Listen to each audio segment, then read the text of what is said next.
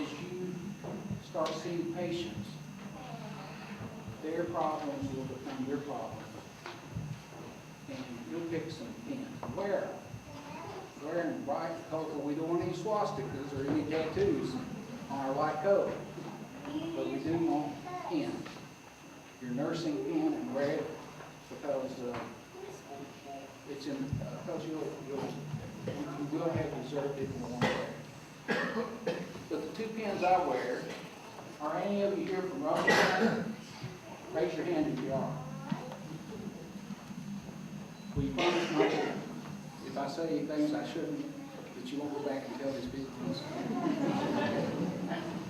I've been blessed throughout my practice to have a group of people, a lot of them in the past have been outlaws. And when you hear the name, you say, oh yes, we know some of the things they've done. By the name of Maynard. Wonderful people, most of them yes are outlaws. At least some of them. The matriarch of the Maynards, Mary, just recently died, what, 2 or 3 years ago, in the nursing home.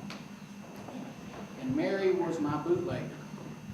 I don't drink, but every Christmas she brought me some wild turkey, which I passed on to someone. And she was a bootlegger. A great profession and very make a lot of money being a bootlegger in Russell County. Probably a very good. The only problem I had with Mary Maynard being a bootlegger is she continued to bootleg while she was in the nursing home. She kept her liquor under her bed and in her mattress. So we made some deals with the nursing home staff, and they let Mary do it.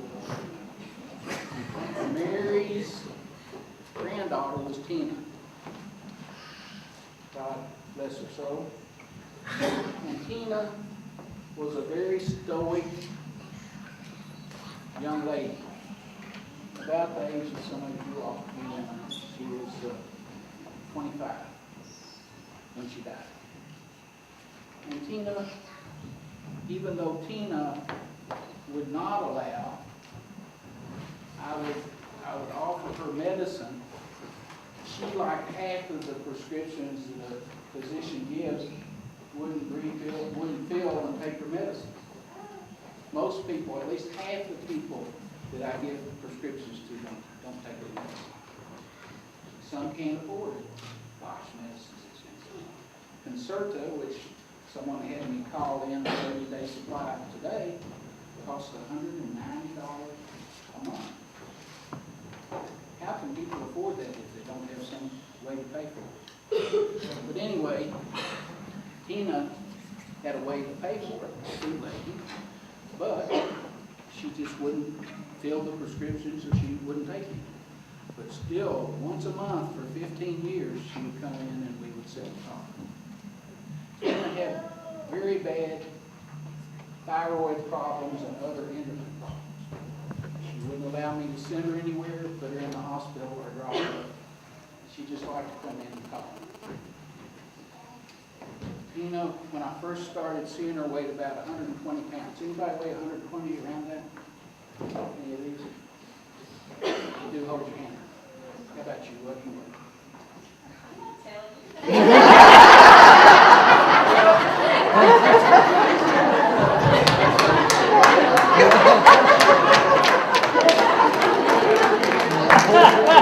You can all imagine what a 120-pound lady would look like. When she died, Tina weighed 50 pounds. And one day, as she got weaker and weaker and blind, Tina came into my office and she said, I have a surprise for you today. And I said, oh, goody, I love surprises. And she put something up here on my lapel and pinned it, and it's this little angel. nurses in my office would say that she got that mixed up and she should have put a devil because I'm so hard on her. But Tina put this little angel, and every month when she came in, although she couldn't see me, she would get close, rub my lapel, and smile real big as I was wearing her angel. And I've never been able to not wear it. I feel like I'm naked if I don't. But the last time I saw, and the last time anybody saw Tina, is when she came in the office. She put her hand on my chest, found the angel, smiled, and then died in my arms. So you'll have an experience like that, and get you a pin. Or get something that if somebody touches your heart, that you wear in their arm. The second pin I have, I think everybody can know what it is. You know what this is? Have you ever seen it? Of course, it's a pin that's a ribbon in honor of breast cancer. Breast cancer has hit all of our families, or if not our families, some of our friends.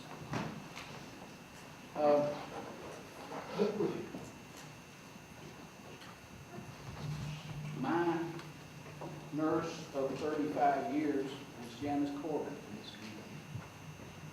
Some of you might have known her son who recently died, Greg, of cancer.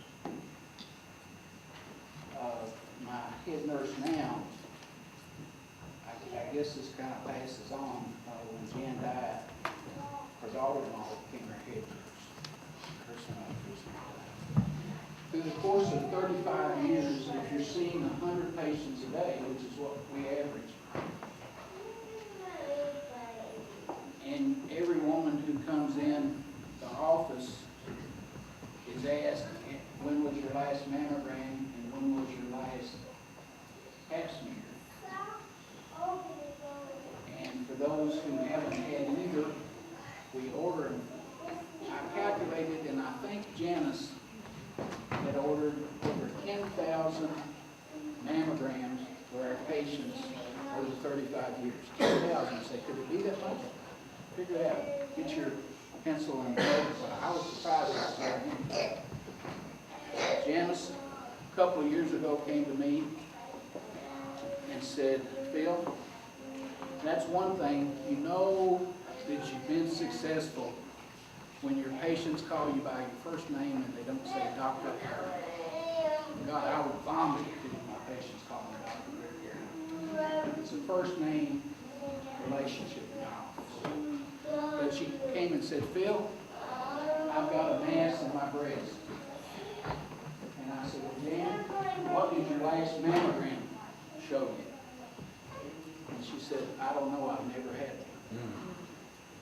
Can you imagine any person who's ordered 10,000 mammograms and has seen breast cancer on a daily basis? In our office, we don't go a day without seeing breast cancer or uterine cancer. So, sure enough, it was cancer, and sure enough, Jan's dead now. Her cancer went from her breast to her brain, and she died. Such a preventable, something preventable. So I want to tell all of you, the men too, it doesn't matter. Don't go by with any patient, female patients, without ordering a mammogram or pap smear. These are things we can prevent. Lots of things we can't prevent, but these are two preventable things. The other thing that, when you go to, Lindsey smoked free, aren't they? Can the campus smoke free? You wonder, how in the world with so many smokers can we have a smoke-free campus? It's because it causes cancer. show you all the statistics. And as you become a nurse, surely God will have enough sense to see all your patients. And if you do smoke, that you'll quit. I was going to ask how many smoked that little girl was letting me. I never tell somebody to quit something, but I say, please consider quitting. Okay. Now I have a last quotation, and this, my little remarks are dedicated to Emily Button, but she's the ones I've worked with. But I'd like to read another quotation from her brother-in-law, who she tells is not really her brother-in-law, who was just a movie star. But this is what Benjamin Button said. Your life is defined by its opportunity.